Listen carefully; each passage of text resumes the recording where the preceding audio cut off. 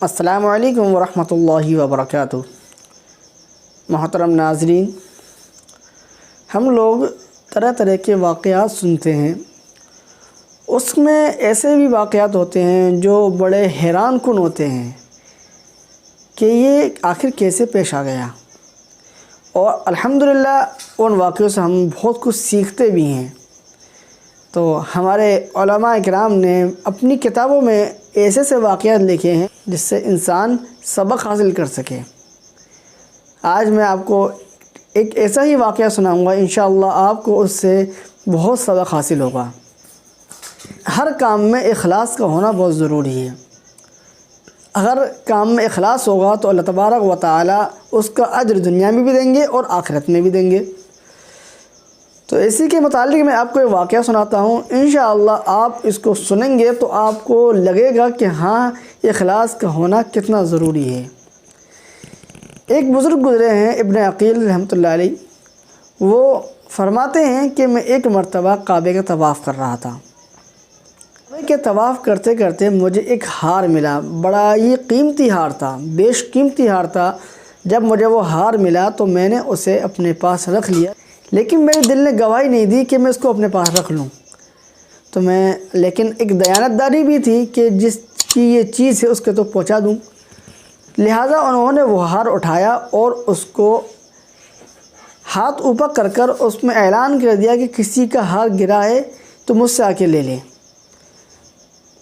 تھوڑی دیر کے بعد ایک نابینا شخص آیا تو اس نے کہا کہ میرا ہار ہے، یہ میرے تھیلے میں سے گر گیا ہے۔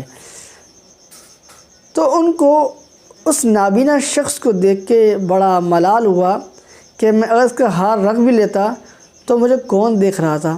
لہٰذا انہوں نے اللہ کو حاضر ناظر سمجھتے ہوئے اخلاص کی بنیاد پر اس کا ہار اس کو واپس کر دیا۔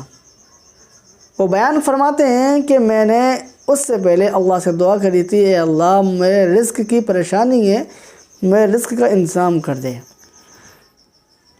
اس کے بعد وہ طواف کرنے کے بعد اپنے ایک علاقے میں ہلا نامی ایک علاقہ تھا، وہاں پر چلے گئے۔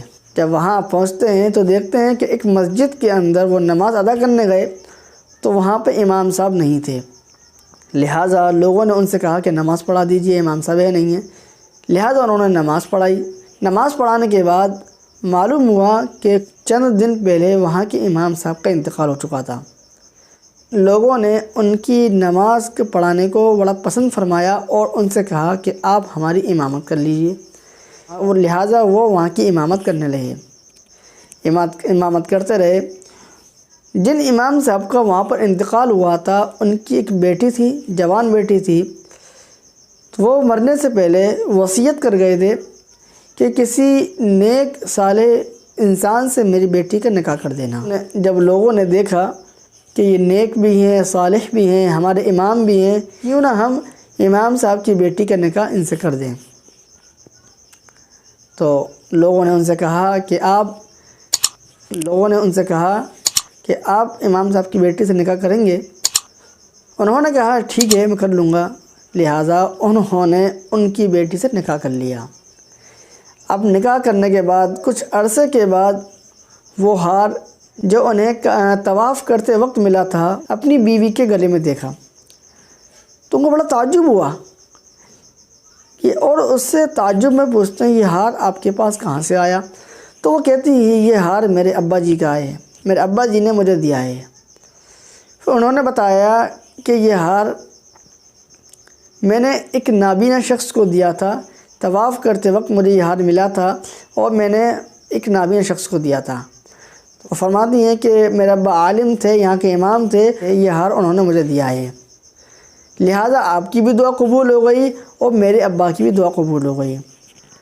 تو انہوں نے کہا کہ مجھے اپنی تو دعا سمجھ میں آتی ہے کہ میں نے اللہ سے اپنے رزق کی بات کی تھی کہ اللہ میرے رزق عطا فرما، میرے رزق کا انتظام فرما، تو اللہ نے مجھے رزق بھی دیا اور گھر والی بھی دی، لیکن آپ کے ابا کی دعا یہ مجھے سمجھ میں نہیں آتی۔ تو وہ کہتی ہیں کہ میرے ابا نے مجھ سے کہا تھا، وہاں گر پڑا تھا، لیکن ایک شخص نے مجھے ہار دیا تو میں نے اللہ سے دعا کری، اے اللہ اس جیسا امانت دار لڑکا میری بیٹی کے نکاح میں ڈال دے۔